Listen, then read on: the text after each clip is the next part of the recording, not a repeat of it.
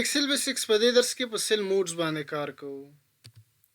په ایکسل کې سیلز مختلف حالتونه لري چې په هر حالت کې د کیبورډ ایرو کیز مختلفې وظیفې سرته رسوي. په 2019 ایکسل کې په عادي حالاتو کې د سټیټس بار په چپه خوا کې هیڅ هم نه ښکاري، خو که زه د F2 بټن کې کاږم ګورئ د سټیټس بار په چپه خوا کې راته ایډیټ راکړه. اوس که واپس اسکیپ بټن پسې وهم دغه ایډیټ په ځای راته ریډي راکړه. دا د سیل جنرال یا ډیفالت موډ ده. اوس ګورئ که زه هر سیل انتخاب کم یا په هر ټیب باندې کلیک کم په د سټیټس بار کې به هماغه ریډي لیکل شوي. که دا ریډي تاسو سره نه ښکارېده په همدې سټیټس بار باندې رایټ کلیک کړئ، دا لومړنی د سیل موډ آپشن ورته آن کړئ. اوس ګورئ ما سره ښکاري که زه دا آپشن ترې لرې کم ګورئ هغه سیل موډ آف شو.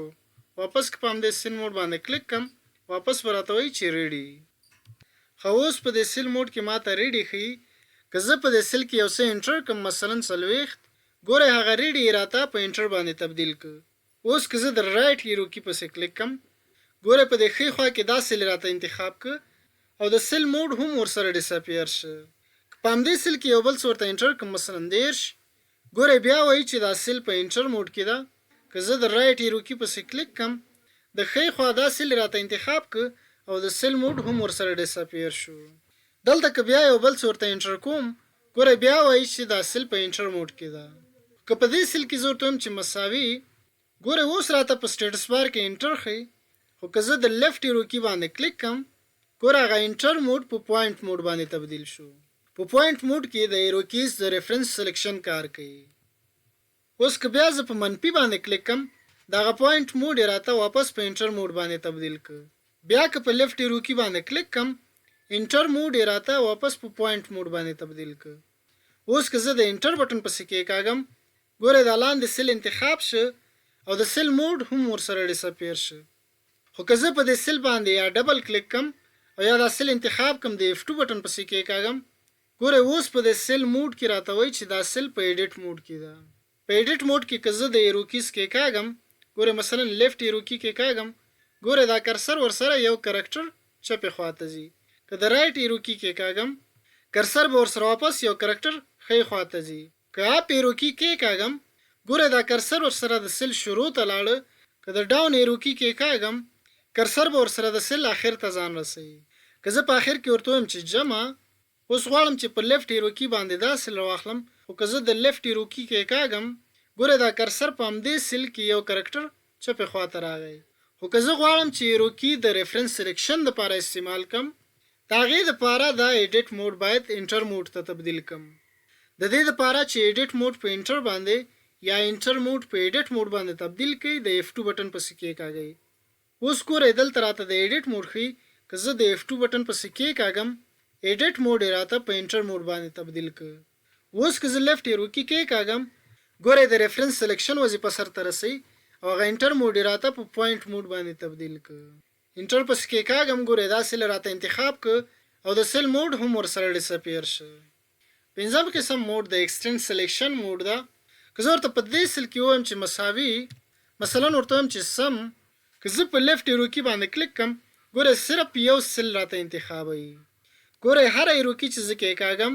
ریفرنس هم ورسره همغه خواته حرکت کوي خو صرف یو سیل انتخاب وي. که زه غواړم چې دا ټول سیلز دی بغیر د دې نه چې د شفت بټن ورسره کېکاږم په ایرو کی باندې انتخاب کړم د هغې دپاره د F8 بټن کېکاږئ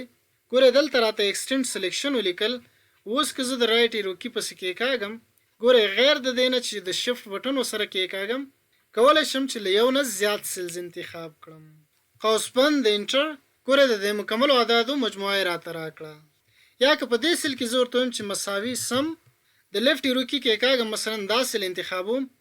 اوس که وغواړم چې غیر د دې نه چې زه ورته دلته کومه ورکړم او بیا ورته بل سیل انتخاب کړم غواړم چې ایرو کی پسې کېکاږم دلته دې راته کامه هم ورکړي او دا سیل دې هم راته انتخاب کړي. د هغې دپاره د شفت بټنونو څخه د F8 بټن ورسره کېکاږئ ګورئ اوس راته په سټیټس بار باندې ایډ او ریموو سلیکشن ښکارئ. که زه د لیفټ ایرو کی پسې کېکاږم ګورئ اټومیټیکلی کومه هم راته راکړه او دا ریفرنس یې هم راته راکړه. اوس که زه د ایرو کیز کېکاږم ګورئ دا ریفرنس ورسره په هماغه خوا باندې حرکت کوي. خو که د شفت او F8 بټن یې کېکاږم بیا شفت F8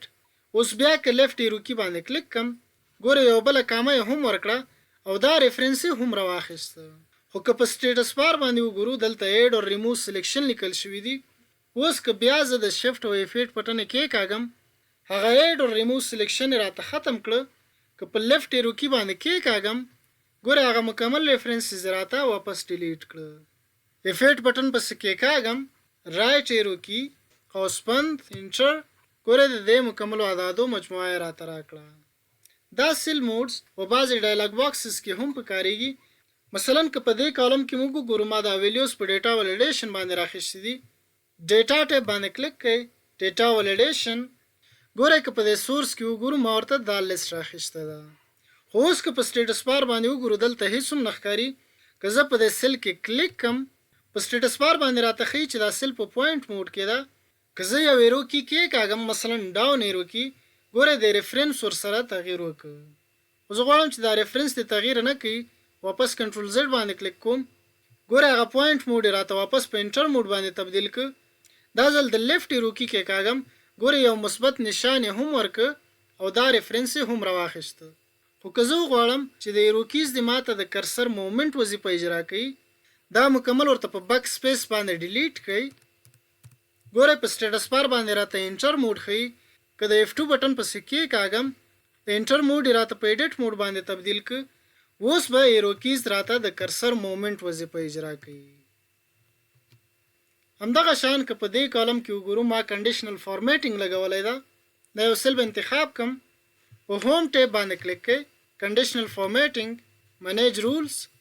ګوره په اپلایز ټو کې راته د دې کنډیشنل فارمیټینګ ریفرنس ښیي که دې ریفرنس کې زه کلیک کم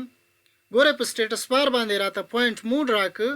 که په پوینټ موډ کې زه په ډاون ایرو کې باندې کېکاږم ګوره دلته راته اضافي ریفرنس راکه دا ریفرنس واپس په بک سپیس باندې ډیلیټ کړم ګوره اوس راته انټر موډ ښیي که د F2 بټن پسې کېکاږم انټر موډ راته په ایډیټ موډ باندې تبدیل ک اوس به ایرو کیز د کرسر موومنت وظیفه اجرا کوي خو که بیا په F2 باندې کېکاږم ګوره ایډیټ موډ واپس په انټر موډ باندې تبدیل ک بیا که ډاون ایرو کی کېکاږم بیا به راته د ریفرنس سلیکشن وظیفه سرته رسوي او د سیل موډ یې راته له انټر نه په پوینټ موډ باندې تبدیل ک د سیل موډز باره کې همدومره و که ویډیو م خوښه شوي ویډیو د سره لایک کړئ ملګرو سره شریک کړئ او په کمنټ کې را سره خپل نظریات خامخا شریک کړئ ډیره زیاته مننه